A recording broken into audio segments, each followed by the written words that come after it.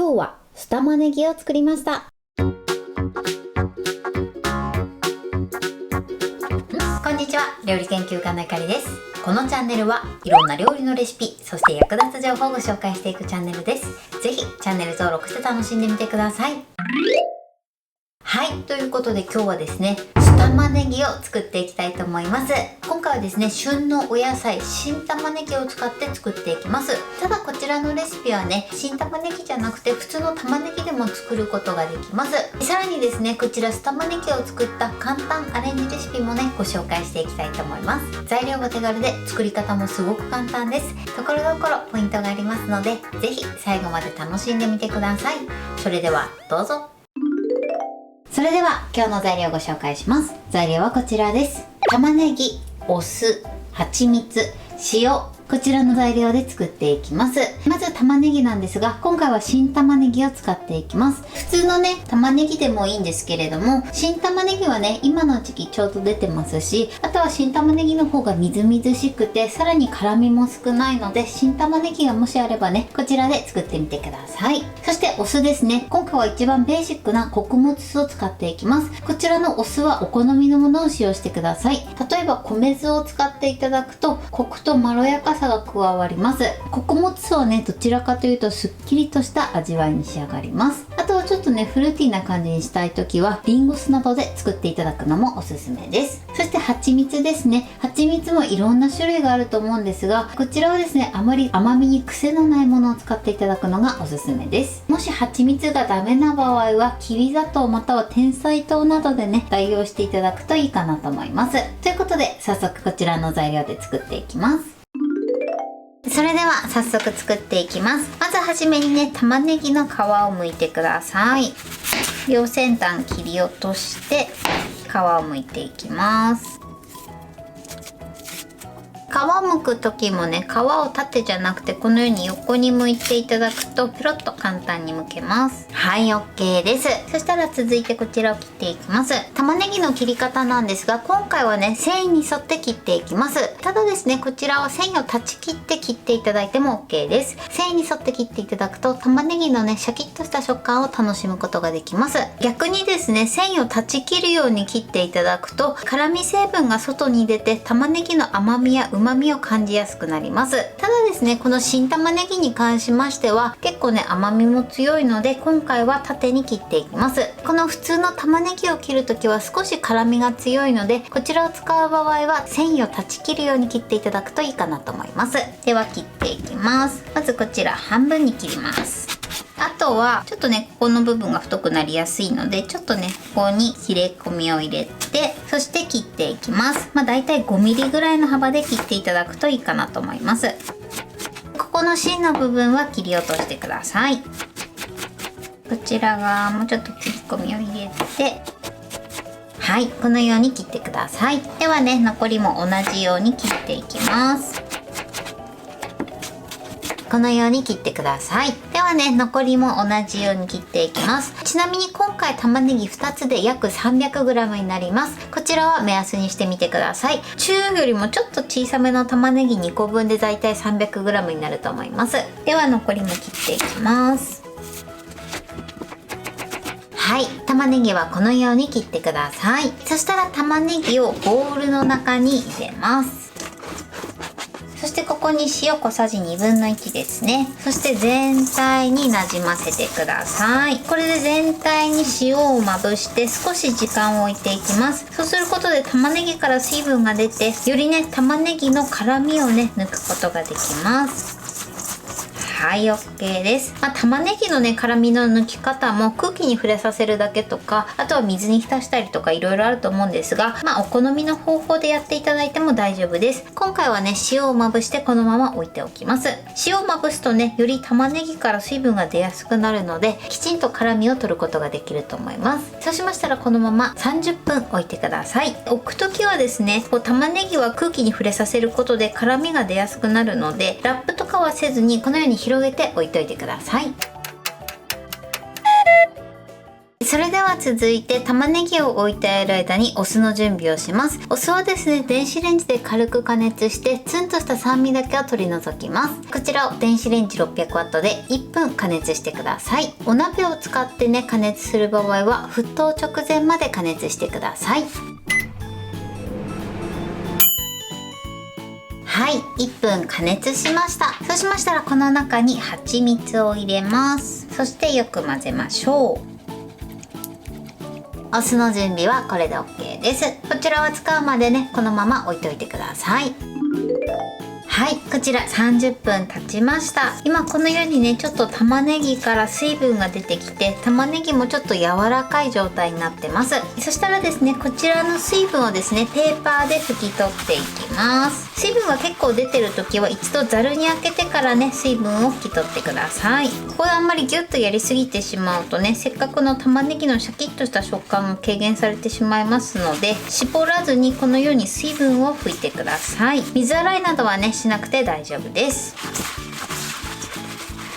こうやって傾けた時に水分がね出てこなければ OK です。そうしましたらこちらをですね、ジップ袋の中に入れていきます。今回ね、ジップ袋を使ってるんですが、瓶とかね、保存容器を使っていただいても大丈夫です。ただジップ袋を使っていただくと、このお酢の量が少なくてもね、しっかり浸かるので、ジップ袋を使っていただくのがね、一番いいかなと思います。あとはポリ袋でもね OK です。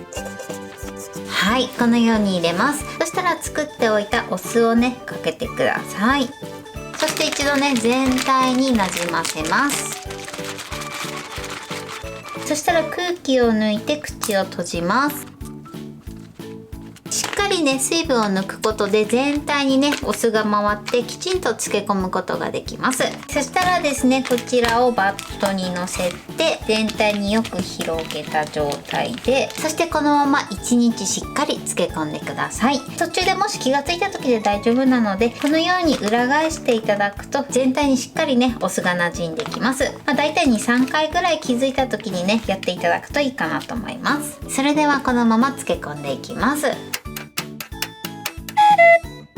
はい、1日経ちました。このようにね、美味しそうにしっかり使ってます。一度味見をしていただいて、まだちょっとね、辛みが残ったり、もう少しね、味を染み込ませたいなと思ったら、もう一晩ね、漬け込んでいただくといいかなと思います。こちらはお好みでやってみてください。ではね、今からこちらの食べ方をね、何種類かご紹介したいと思います。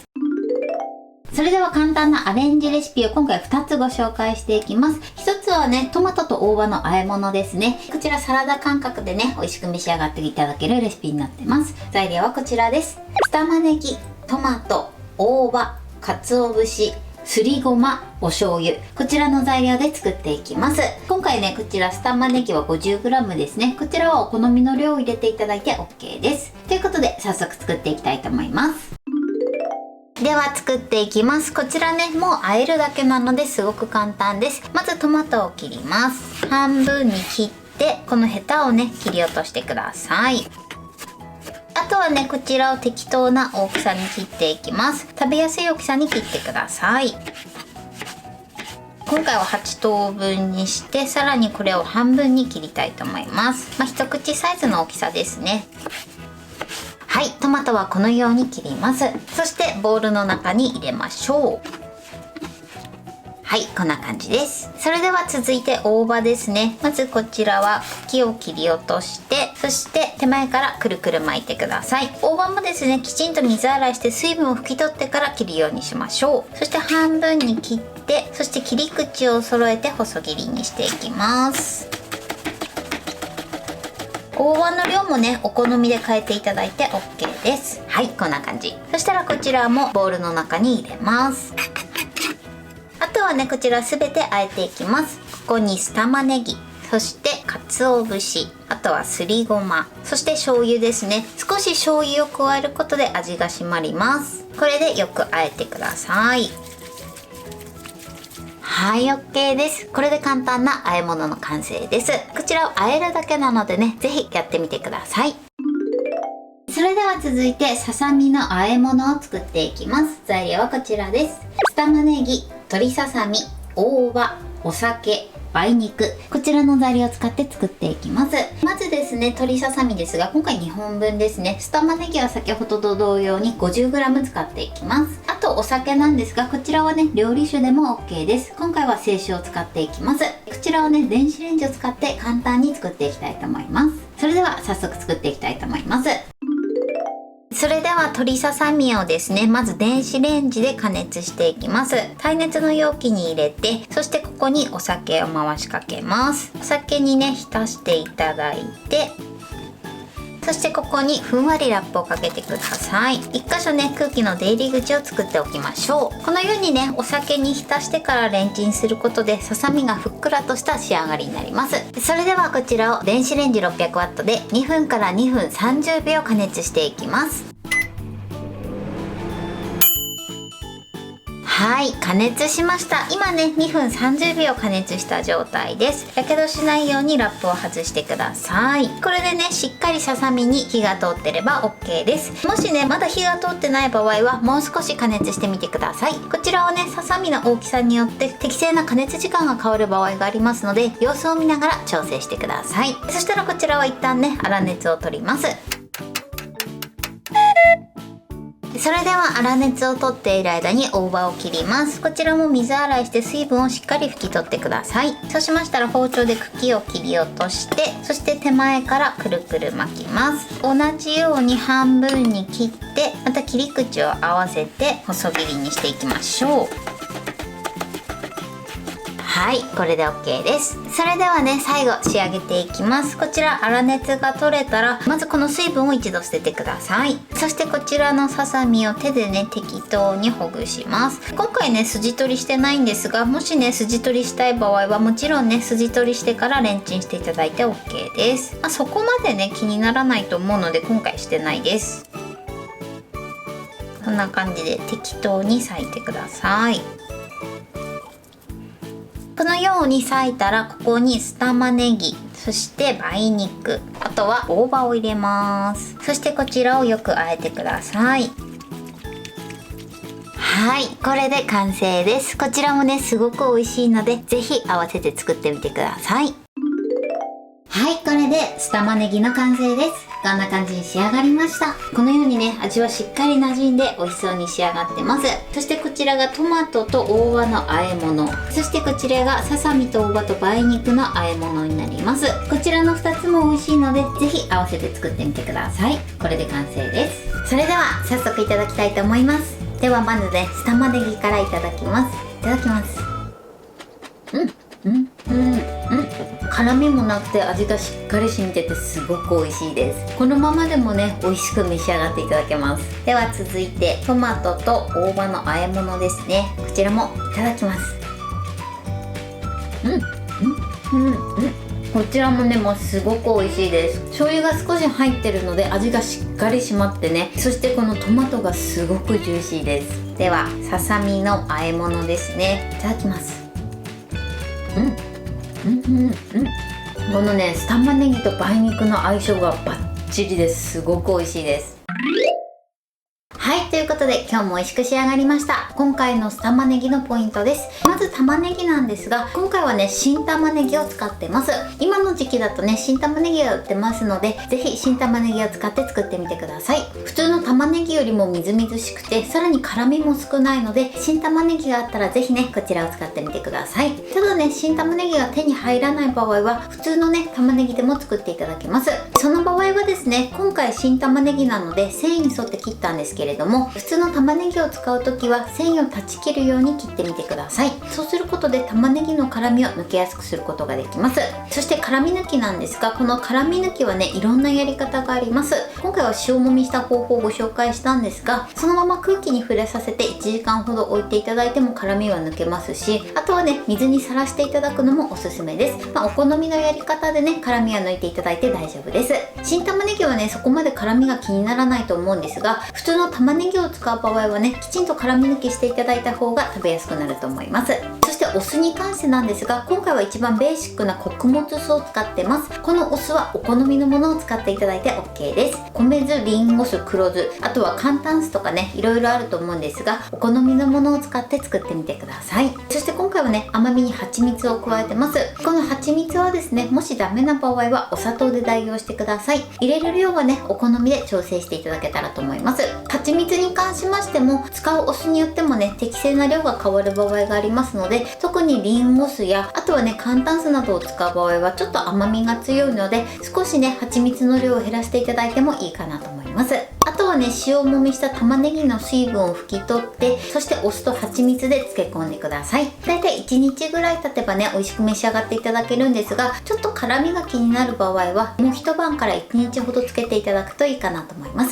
漬け込み時間はお好みで調整してみてください。そして今回はね、簡単なアレンジレシピも2つご紹介しました。こちら両方和えるだけなのですごく簡単です。こうやってね、和え物にしていただくと食べ応えもあって一品おかずにもなりますので、ぜひこちらも合わせて作ってみてください。この酢玉ねぎの日持ちなんですが、だいたい5日から6日ぐらいを目安に召し上がっていただけたらと思います。この酢玉ねぎはね、よくね、血液を下げたりとか、あとはね、むくみが取れたり、いろんなね、作用もありますので、ぜひこちら作って召し上がってみてください。材料手軽で作り方もすごく簡単です。とても美味しいので、ぜひ作ってみてください。